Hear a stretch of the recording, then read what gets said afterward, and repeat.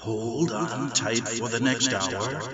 You're entering into a place, a zone called the alternative to the alternative media. It's a place, a special place where even truth seekers fear to tread. All right, people, let's move like we've got a purpose. Affirmative. Okay, glad you're back on the Investigative Journal on this February 2nd, 2017 day on our calendar. Greg Anthony here. Before I get to my Jesuit quote of the day and the rest of the show, let me give you a side note about yesterday's show. I did a show yesterday looking back at 9/11, how the Jesuits, CIA, Mossad orchestrated this war on terror that we've been into for a long, long time now. Also examined ISIS, talked about the Patriot Act, how it was written at Georgetown University prior to 9/11. I talked about ISIS, the roots, its funding, and how Jesuit Priest Fr. Paolo Dal Oglio should be called the real father of ISIS. Now this video, they put out my shows that are broadcast on First Amendment Radio and on several FM and AM stations across this great land of ours. They also do videos, and for years I've known that YouTube puts them on the bottom shelf somehow and cuts off the number of listeners. I remember one time when they first started doing it, I checked one of my videos and it had 66,000 or 67,000 views. The next day I looked, it had like 600. So something funny's going on. I used to talk to the late Barry Chamish about this. Barry was a broadcaster on our radio station, recently passed away, and we would talk about ways we could get the message out, doing interviews, getting the message out on different radio stations. And one of the things that happens is a lot of people pick up my show and then spread it out in different ways. I never know. A lot of times I'll look on the internet and all of a sudden my story will show up on some website I've never heard of. So there are a lot of people getting this message. I just think the powers that be don't want people to know that. So keep listening, and you're going to get more truth here than you'll get from a year of listening to the mainstream, or even most of the controlled opposition alternative news that you get from people like Alex Jones and others. Okay, so somebody listened to my video yesterday and said, wow, listen to this quote.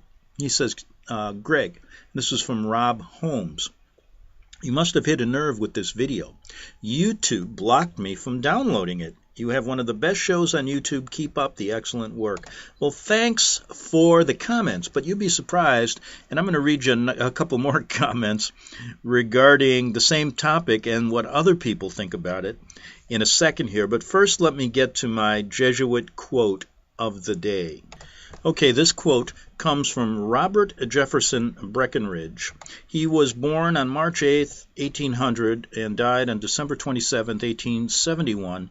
He was a politician and Presbyterian minister here in America, and he said this, quote, God, I wish there were more people that said this now. Where have they all gone? He said this, the Society of Jesus, i.e. the Jesuit order, is the enemy of man. The whole human race should unite for its overthrow, for there is no alternative between its total extirpation and the absolute corruption and degradation of mankind, unquote. And you know what I was thinking about? All these, before I get to the topics of my show and a couple other comments, what I was thinking about was all these riots that are going on now, all these demonstrations. When I say riots, I mean, they start out peaceful, and it's all against Trump. And basically saying that his presidency is illegitimate. So we have a schism in America. Half the people like him, half the people don't. But it appears that the Jesuits decided to put in a conservative because, when we have liberals in there, the conservatives really don't like to get out and protest as much. They're quieter. They accept the inevitable and try to change it. Where we have now the liberals really in this country acting like babies. It's incredible to watch, but what happens here is when you get George Soros involved and a lot of money, people wake up, they read an ad in Craigslist or something, say, go out and demonstrate, we'll pay you $15 an hour, we have the signs for you, etc., etc. And they go out and do it. They don't care one way or the other. Then we have a more clandestine group that appeared yesterday at Berkeley.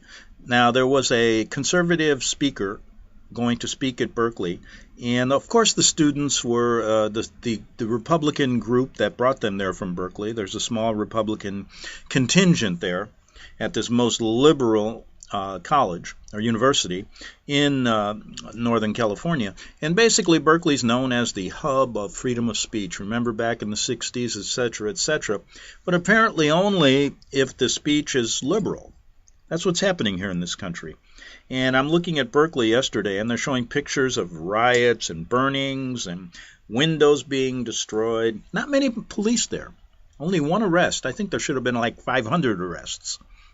But anyway, what happened was the students came out peacefully, and then all of a sudden a cadre of about 250 thugs came in and started the violence, not even being university students. So they were obviously paid to do that. So that's what's going on in this country. And I am thinking to myself, you're not rioting. All you people are getting caught up in this Hegelian dialectic. The Jesuits want you to riot against conservative thought.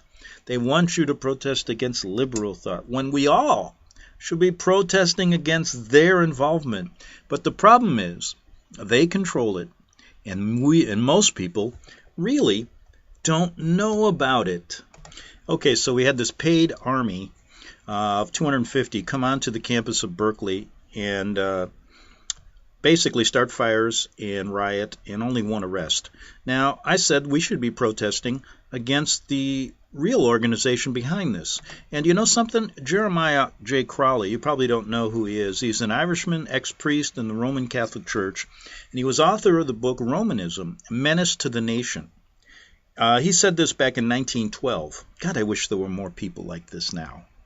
One of the people that's like this has been put in jail for 175 years. That's Tony Alamo, and you know about that story. We're trying to get him out of jail.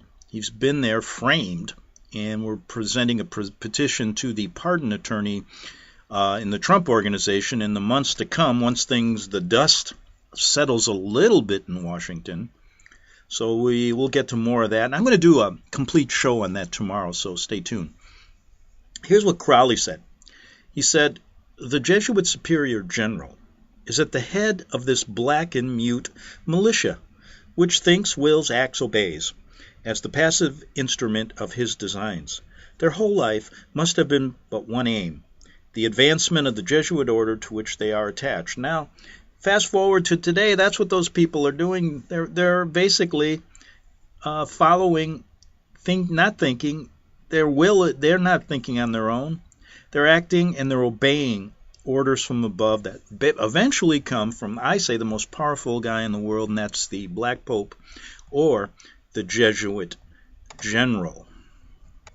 Okay, today we're going to explore again who formed ISIS, and I'm giving Jesuit connections to ISIS. And we talked about Father Dal Oglio a number of times on my show, and we'll review that as well today. And I want to get to a couple comments made by some people who are really talking about the funding of ISIS and how the West and how the United States government is behind this creation. Now, I also make some connections, and I say, well, has this ever happened in the past? And I bring up a guy, I wrote about this in 2010 and 2012, and it was about Joseph Stalin and one Jesuit father, Edmund Walsh, of Georgetown University. And I said they were connected at the hip. Because when I wrote about Dal Oglio and talked to people in Rome about Dal Oglio being involved in being the conduit in Syria with ISIS, people said, well, that can't be. And so I started saying, well, look, it's happened before. Look at Father Edmund Walsh, and most people don't know who he is. And he is the father of the School of Foreign Service at Georgetown University. Most of our diplomats are trained there. Now, Edmund Walsh had many different roles for the Vatican as well as our government. And the four most prominent places he turned up were Baghdad, Mexico, the trials at Nuremberg, and of course Russia. under the guise of humanitarian endeavors by the Vatican, but I said he was a spy working for the American government as well. And to back that up, I said, well, why would a priest, he's considered the great educator at Georgetown University, why would he be honored on President Eisenhower's website? And what's all the hoopla about him? So I began to research it a bit and ran into researchers, and many gave some interesting things unknown about Stalin and unknown about Edmund Walsh. And so I wrote this article and said that Stalin and Edmund Walsh of Georgetown are connected at the hip. Walsh, of course, the father of Georgetown School of Foreign Service, where most of our diplomats are still trained. And I mentioned this. Before looking at his profile, it's also Walsh's, it's interesting to note the Jesuit connection to Stalin and communism is also seen from Stalin words in a little-known letter written to the Politburo. And here's the quote that's not ever given in public or quoted. Now, Engels, which Stalin warns must be kept out of the Bolshevik newspaper, he warned Engels, don't do this. He said, Engels states, is unquestionably in the realm in which Tsarism is very, very strong. Russian diplomacy constitutes a new kind of Jesuit order, which is powerful enough to overcome, when necessary, even the Tsar's whims, and while spreading corruption far beyond itself, is capable of stopping corruption in its own midst.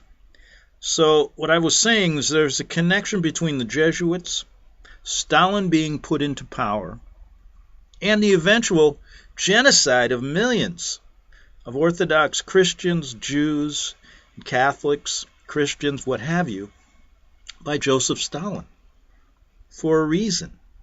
Now, when this article came out, it was one of, nobody has ever, there isn't much on this subject. I checked out Georgetown University and some writings regarding Walsh, and of course they place him in every area that I mentioned. Baghdad at a real tumultuous time, Mexico, and many of the revolutions and things going on. He was there. He was there at the Nuremberg trials to oversee, to make sure that the Vatican connection, the Jesuit connection, was not in the official record. So there's a hidden element to Walsh. And when this article came out, and several others like it, this is what, and it appeared on the numerous websites. And one website called fisheaters.com, somebody questioned the article and said, is anybody familiar with this theory that Greg puts out? I know a lot of outlandish things have been written about the Jesuits over the years, but this one is new to me.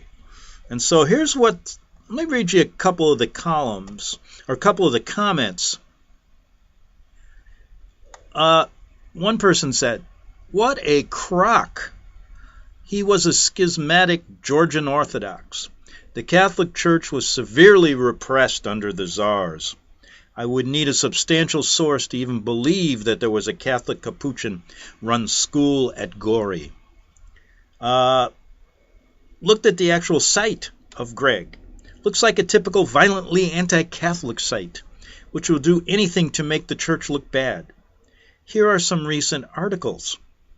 And then he lists University of Arizona, Vatican, and Jesuits named Telescope Lucifer. That's true. Obama's Jesuit connection surface. That's true.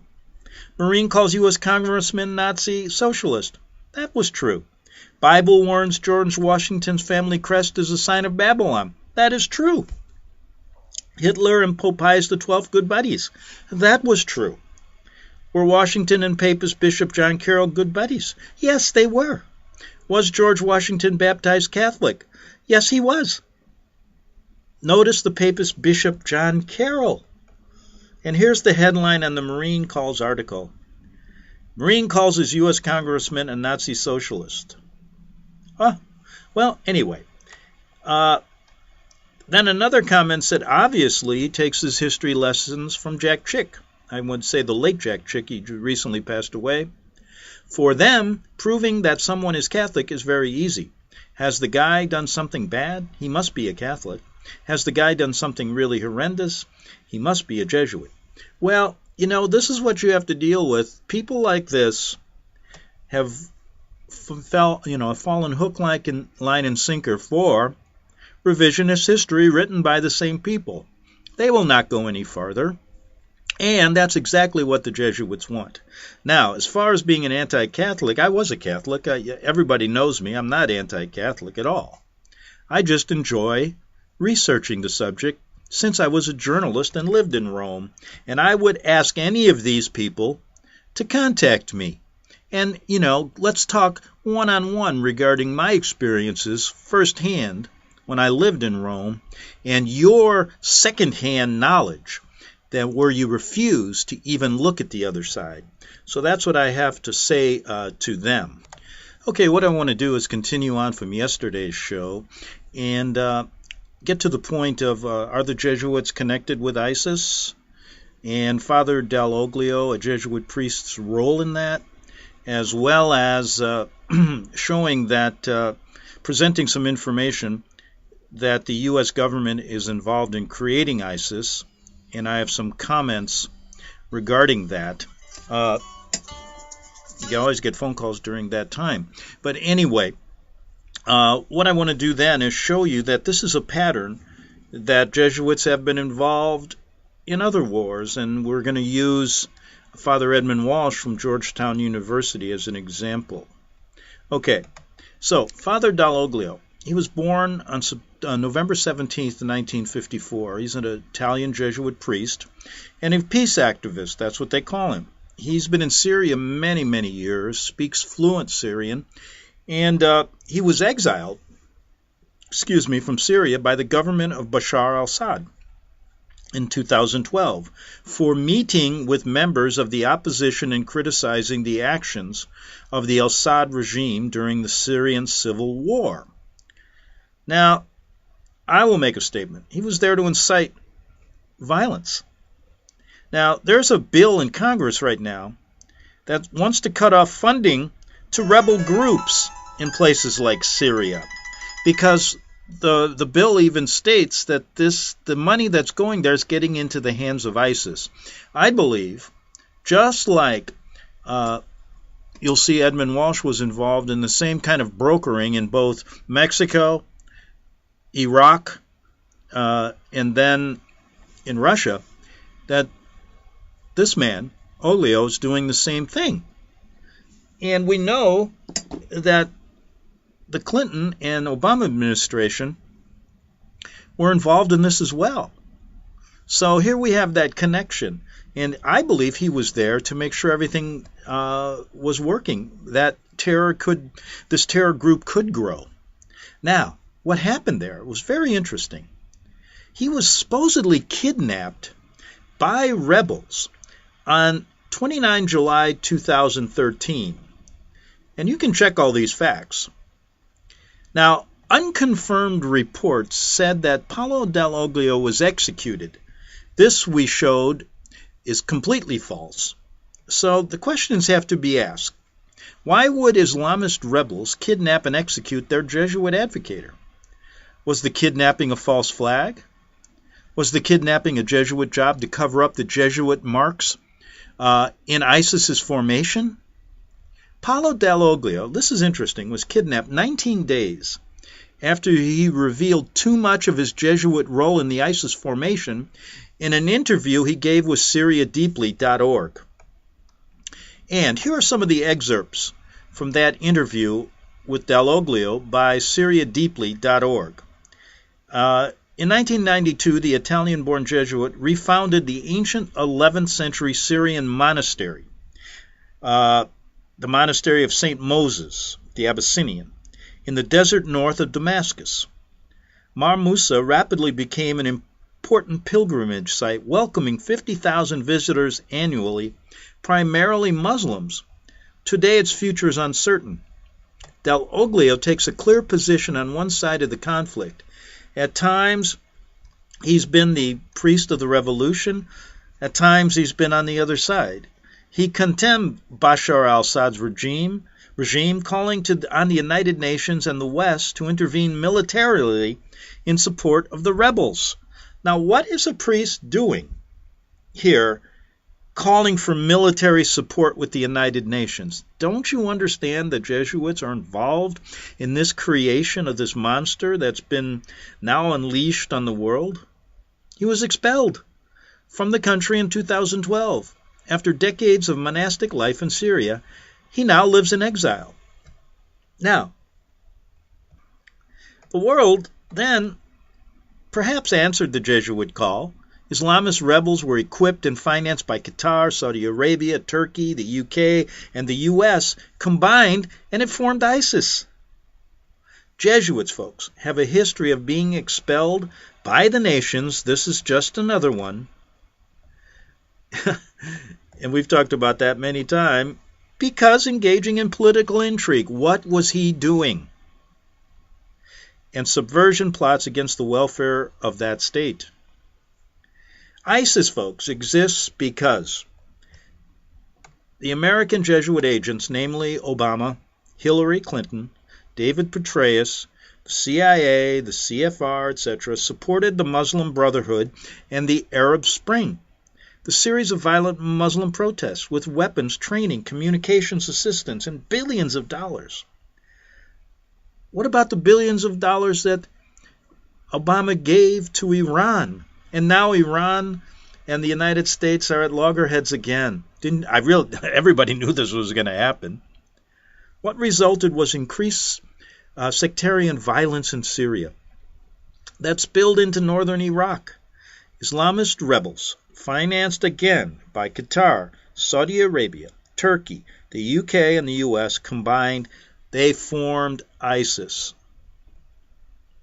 Now, the question becomes, let's look at some of the things. And how much time do I have here? Because I want to read some of the of that interview Oglio gave with Syria Deeply.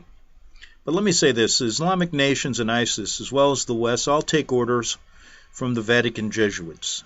Like it or not, criticize me or not, that's the way it comes down, I believe.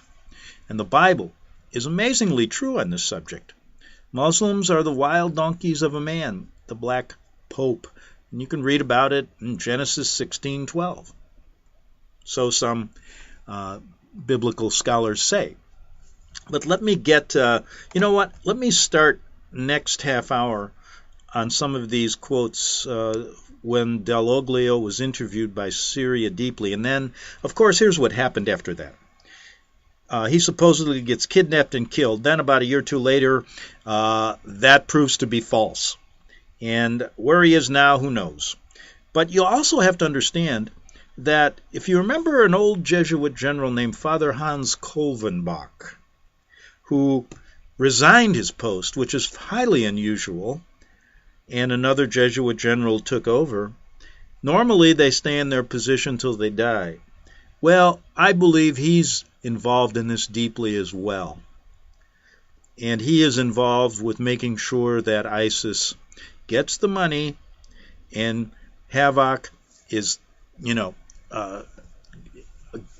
goes on all over the world, as we see right now. Now, as we speak, and let me just use 20 seconds for this, Iran and the U.S. are at loggerheads right now. And that's going to be an interesting story to play out. Some people say we will be in a huge war within 4 to 5 years. I wonder about that. And I have a tendency today to think I'm thinking 60 to 40, these people are right. Things are moving quickly, folks. So pay attention. Back in 3 minutes, here on the Investigative Journal.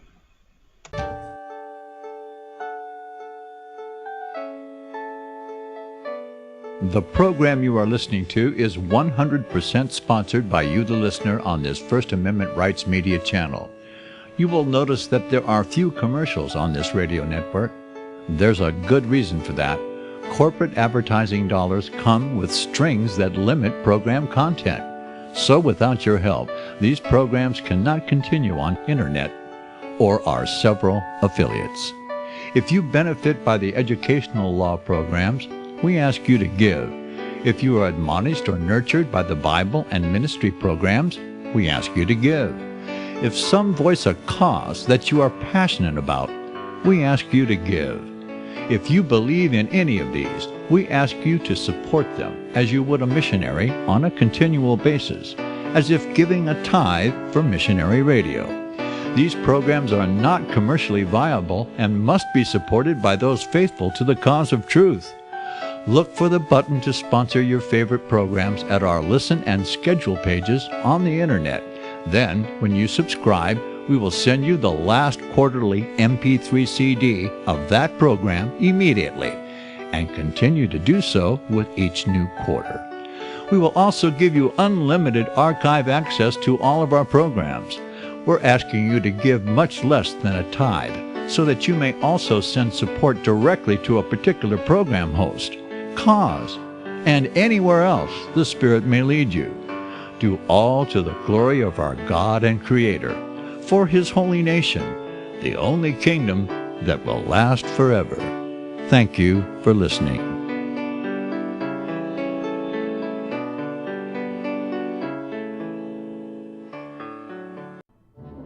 The book of Revelation says, "The spirit of prophecy is the testimony of Jesus Christ." This is at the very heart of FirstAmendmentRadio.com. In that spirit, we have created the Prophecy Reality News app for all of your mobile devices, streaming First Amendment Radio 24 hours a day, 7 days a week. Available for your Apple, Android device, and smartphone, absolutely free. Get the Prophecy Reality News app installed today so you can listen to First Amendment Radio wherever you are. The Prophecy.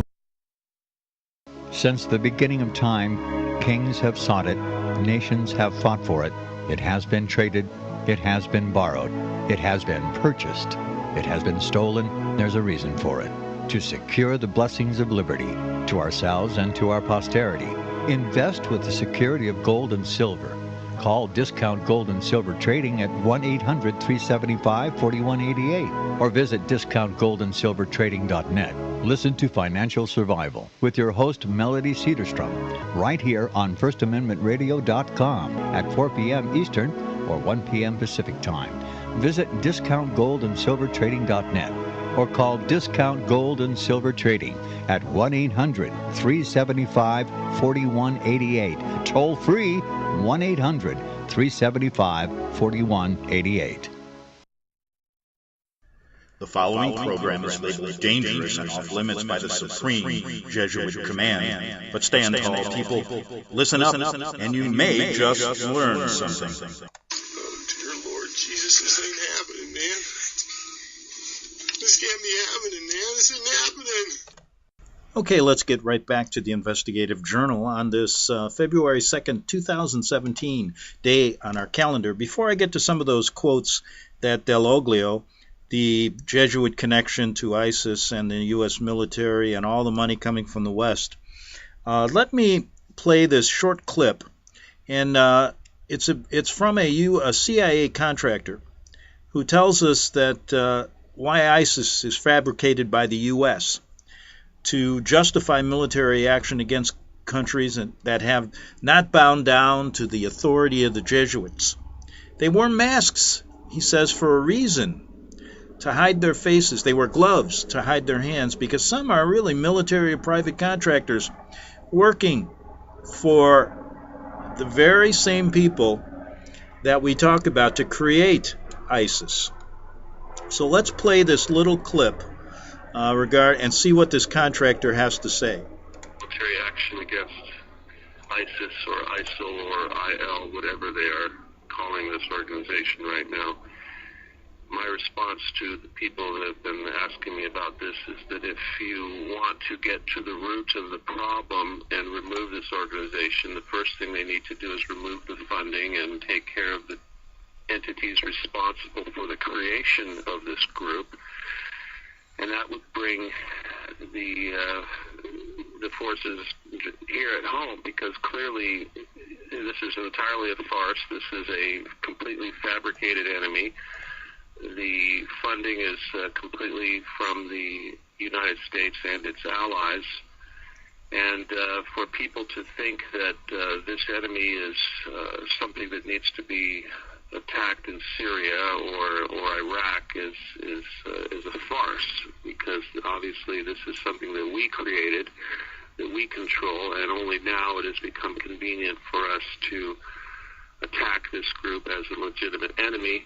And clearly, when they say that they don't need permission to go into Syria and attack that country, one can only imagine how long it will be before they are dropping bombs on the home of Bashar Assad. So I think that this is a complete farce, and I think that the American public, I would like to believe that they are not completely ignorant of the source of this, but obviously these tactics that they are using with the executions, the videotaped executions or alleged executions, are designed to create massive amounts of fear and cause a response here at home, or a knee-jerk reaction, if you will, to authorize more spending and more bloodshed and more warfare. But again, this is not to change the subject, but this is almost like Ebola, which everyone is also getting upset about, and we know that this has been patented by the U.S. government, and this is just another terror weapon. So I believe that this ISIS group would probably go away and would be easily defeated by the armies of Bashar Assad, perhaps, if they were left alone to their own ways and their own sources of funding. I am very disappointed that so many people think that this is an attractive group to join, but I suspect that there are people who are disillusioned with the current power structure of the world, and they think that this may be an effective way of making big changes in the world. But ultimately, I believe that this terror organization is a complete fabrication, and that the true source of the problem is probably ultimately going to rest within our own government, or perhaps even banking cabals and Rothschilds and the usual sources for all of this sort of thing. Okay, before I play another clip regarding ISIS exposed and who's really behind it, remember what I said about Dal Oglio, the Jesuit connection here, Father Dal Oglio. He gave an interview which revealed way too much about Jesuit involvement, even though it was masked in the typical Jesuit rhetoric of, yes, we're there to bring about Islamic Christian harmony. It was too much. So they had to fake his death, get rid of him for a while. Then somebody found him, and so they had to come clean with that as well. So it's a whole big web. And let me just read a couple quotes. So now he's talking to Syria, the Syria magazine, 19 days before they have to get him out of the picture for a while, because he's saying too much. But he says this, the interviewer says, "Is this why you've chosen to risk sneaking back into Syria on 2 occasions, now to meet with opposition activist groups?" And you know who those activist groups are, folks. The rebels and ISIS. He says, "Yes, and I will go again. I hope and show to help the civil society take root and grow." You met with militarized extremists, didn't you, Father, who opposed the Assad regime? Dal Oglio says, "Yes. Then they accuse me of being embedded with Islamist extremists and paid by Al-Qaeda." Well, I think that's pretty true. And so he says, "Your mission has clearly expanded far beyond," says the interviewer, "furthering Islamic Christian understanding." Now here's where he starts trying to cover his tracks. Dal Oglio says, "I'm fully engaged in Islamic Christian harmony building. But today I'm also in the service of Islamic harmony building. We want the next Ramadan to be a time for prayer and action for the reconciliation between Sunnis and Shiites." Now, think about, and I will have to get to a little bit more discussion on Edmund Walsh, the Jesuit priest, but he went over to see Stalin in Europe under the guise of a Vatican mission to bring about, to end poverty and to bring food for all the famished people in Russia. It was supposedly a humanitarian mission. But really, if you look at Edmund Walsh, he brokered a deal with Western money to make sure Stalin got into power in the Bolshevik Party so they could get rid of Lenin. So here's Dal Oglio's doing the exact same thing here. And of course, they're going to try to cover their tracks. And the interviewer says, "Are these the types of causes you've taken up by a typical Jesuit?" Now listen to his double talk here. This is what you're going to hear. "The Jesuits are an order of priests committed to the service of the gospel and souls." Lie, but not in an artificial way. We are very much for engaging and compromising in the society by fighting for justice, for community development and human development, and for interreligious dialogue and harmony building. Lie. Such has been my commitment, and in this I'm certainly very Jesuit. All of their double talk usually ends up in rivers of blood. Now the interviewer says, "You were exiled soon after the massacre of Hula. Was that a turning point in the conflict for you?" And he says, "Yes, in the sense that it was the moment when my calls to the international community to act in a nonviolent way to protect the freedom of the Syrian people in their pacifist protest ended in a failure, where the international community was unable to act. The regime chose to use more and more violent repression until it reached the point of massacre." Now, what's happened since, folks? Dal Oglio had to split. They faked his death. Somebody found him. They had to recant on that. And what's happened? Syria's a mess. And that's where, look at all the millions of refugees now under the Pope's edict of, yes, you must accept them. It's all in their plan. Now, what I want to do here, there's another little clip that I want to play on someone who wants to expose ISIS. And let's see what he has to say. Okay, let's see if we have it here. Let me pod that up. And here we go again. Every few years, the U.S. government props up a new boogeyman for the masses to fear. And so the latest corporate mainstream media, terrorist propaganda, deception is in full swing. And this time it is in the form of a group called ISIS, which of course has deep occult meaning. What we are seeing here is another psychological operation being thrust on the masses to instill fear and tug at the heartstrings of every individual still stuck in the corporate, elite, government-owned mainstream media paradigm. As we have seen in the past, the shadow government, elite, and mainstream media is able to propagate blatant lies and propaganda in order to create a fictional villain and enemy of America in order to achieve their New World Order agenda. Time and time again, over the past decade, the so-called terrorist group known as Al-Qaeda has been proven to be a creation of the CIA and continues to this day to be operated by the same forces. They have proven to be nothing but fictional boogeymen, along with Osama bin Laden, aka CIA asset Tim Osman. Among researchers and activists over the years, it is common knowledge that the bin Laden death was a hoax. The mere fact that the U.S. government has never provided any evidence whatsoever proving his death should speak volumes as to the legitimacy of the Great War on Terror and the idea of terrorists in general, and also 9/11. Bin Laden and Al-Qaeda is a fictional villain in the game of war by deception, and so is this new group called ISIS and its leader, Abu Bakr al-Baghdadi. This so-called extremist group will likely be the scapegoat in the future false flag operation that will lead to another war. As we can see, the next 9/11 false flag fear-mongering is in full swing, and the usual culprits pushing this fear campaign is present as well. Republican South Carolina Senator, New World Order puppet, and agent of evil, Lindsey Graham, is one of the key figureheads of this operation and agenda.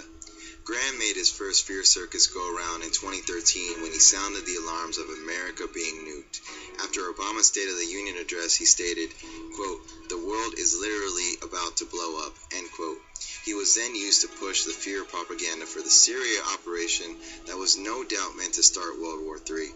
He was a key mouthpiece that pushed for Syria intervention, which was proven by thousands of activists throughout alternative media and social media networks to be a complete lie, which is why intervention was so widely protested, thus why the Syria operation failed.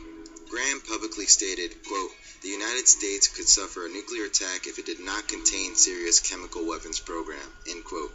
And, quote, "I believe that if we get Syria wrong within 6 months, and you can quote me on this, there will be a war between Iran and Israel over their nuclear program," end quote. And last but not least, Graham told a crowd in South Carolina, quote, "My fear is that it won't come to America on top of a missile, it'll come in the belly of a ship in the Charleston or New York harbor," end quote. And now he is at it again for their ISIS-Iraq operation. They use the same old puppet mouthpieces because they know the masses will not be paying attention or care.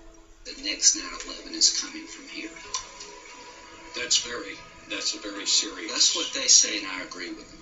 You think that we could have another... Oh, I think it's inevitable. He told me and the soldiers that were around me, "I'll see you in New York." That is just chilling.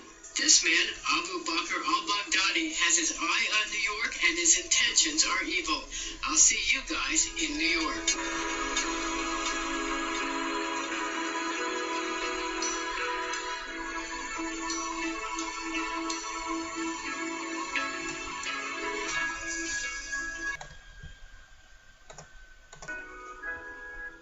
Yes, the fear-mongering, mind control, corporate mainstream media, this is how they do it. CNN, of course, terrifying execution images in Iraq, terrifying, terrorists. See, these are the same old words. They use certain trigger words to evoke certain emotions from you regarding, anything relating to terrorism, evoking the 9/11 trauma, and that's what 9/11 was, a trauma-based mind control event. Now they can control the minds of the masses since that event, from that event, moving forward until they reach their goal. They can literally control your mind and play you like a fiddle with every event and every story that they put out using certain words. And this is how mass mind control works, through words that trigger fear.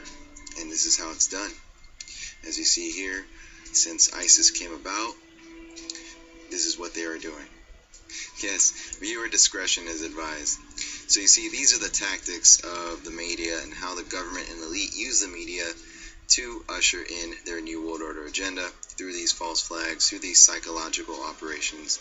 And remember, under the 2012 NDAA, and I covered this already, but propaganda, aka lying, aka bullshitting the public, is legal.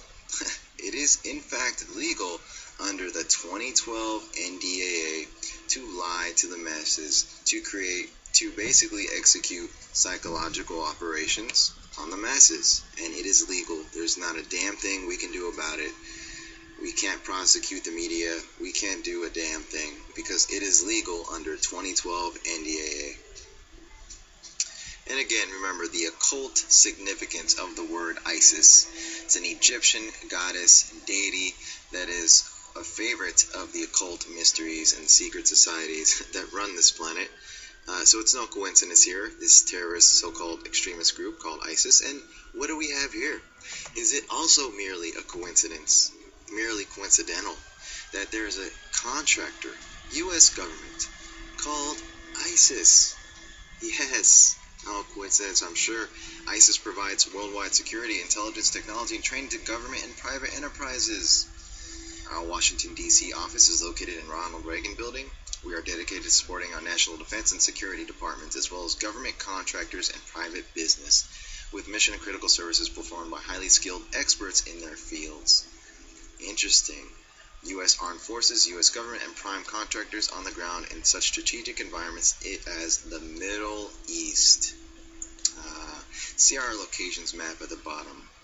Multinational forces, Iraq, Theater-wide security services. Interesting choice word. Theater-wide. Department of Defense. DOD. Anything else in Iraq? Sure. Iraqi voting legislature. Personal protective services. Iraq Coalition for Peace. Client contract supported organization. As you can see, now you know who is really ISIS, who is really behind ISIS and this entire operation. A steady buildup of particular stories that have a subliminal resonance with September 11, 2001. In other words, these subliminal resonance functions to trigger the trauma of September 11, and people begin to experience levels of fear. They're being re-traumatized in essence. The psychological warfare is usually issued through fear. There's your fear. And usually this fear comes out of a trauma. A traumatic event. Any traumatizing event, media uses this to its advantage. I mean, that's some serious mind control propaganda if y'all really think about it. This one event, this traumatizing effect of this event and how that's impacted our subconscious mind is truly profound.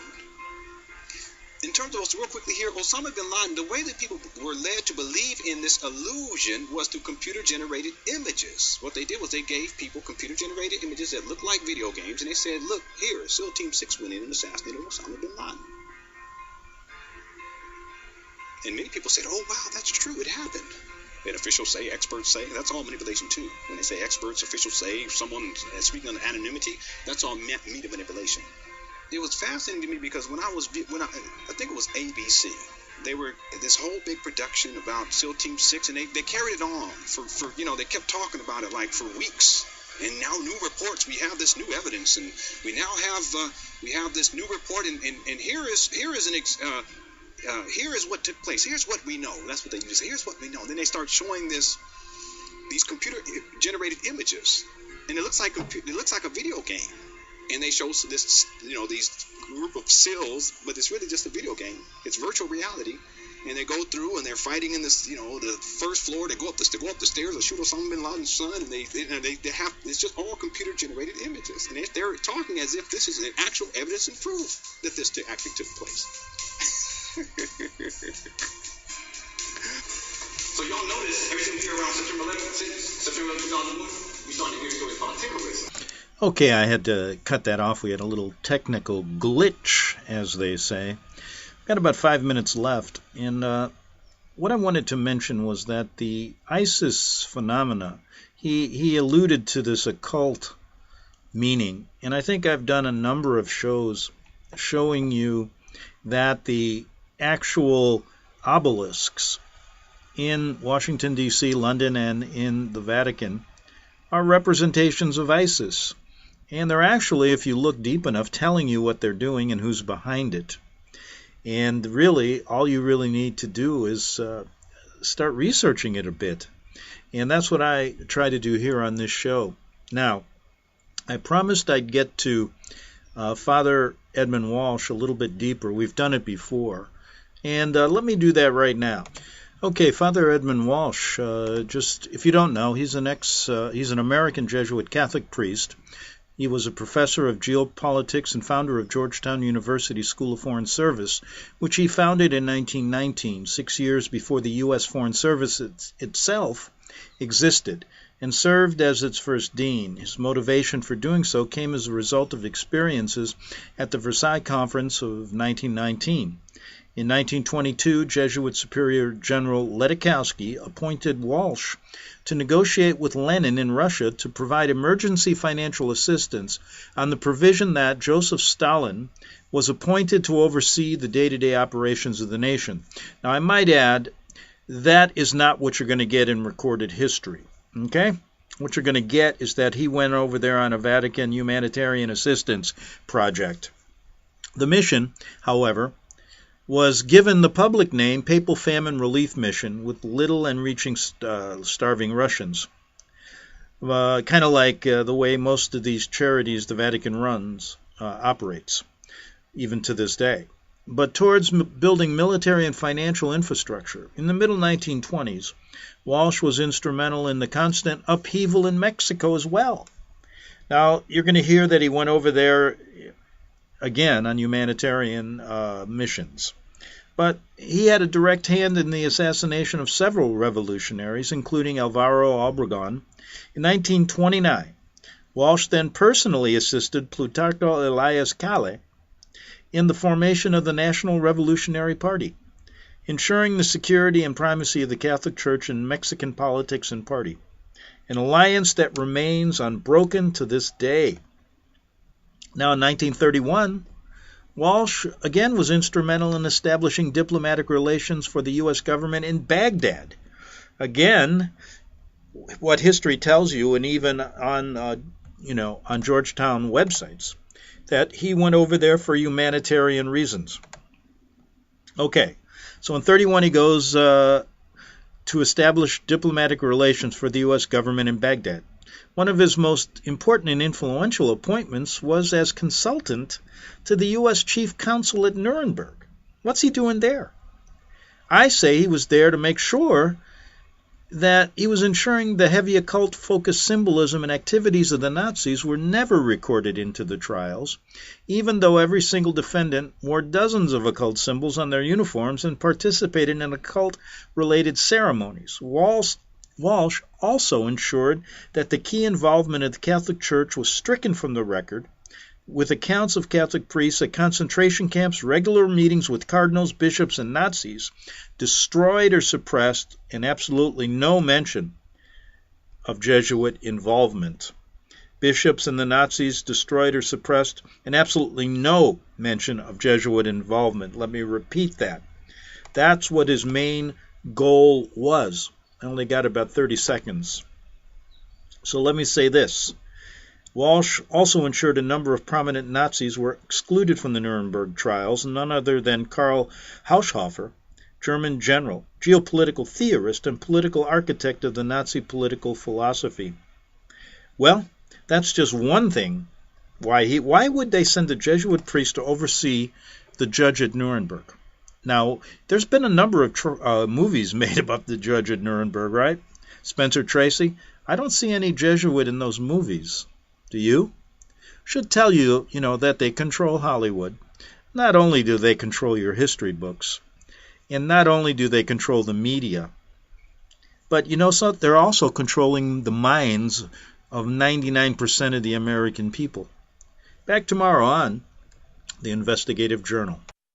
Visit crosstheborder.org, CROSS, crosstheborder.org, to get your print, EPUB, or PDF version of the book, The Rapture Will Be Canceled. That's crosstheborder.org. I know you all want answers, and believe me, so do I, and I'll do my best to get them. Despite Nicolas Cage's promise to do his best to get left behind rapture answers for us, don't hold your breath. Not everyone believes Left Behind is true prophecy. Some may even regard as conspiratorial the mainstream re-release of the Left Behind movie with actor Nicolas Cage portraying the main character as an attempt to further reinforce in the minds of all this perception of false prophecy in order to condition the masses for the play about to begin. If you want true Bible prophecy answers, get the book, The Rapture Will Be Canceled. The author exposes the Latin rapture origin, the 7-year tribulation deception, true Bible revelation of Daniel's 70 weeks, the abomination of desolation, the restrainer, America in the Revelation, the image of the beast and the mark of the beast, and the truth about God's chosen people, and so much more about Bible prophecy. This book will shatter the Left Behind paradigm of future events. Get the book, The Rapture Will Be Canceled. Visit crosstheborder.org, CROSS, crosstheborder.org, to get your print, EPUB, or PDF version of the book, The Rapture Will Be Canceled. That's crosstheborder.org.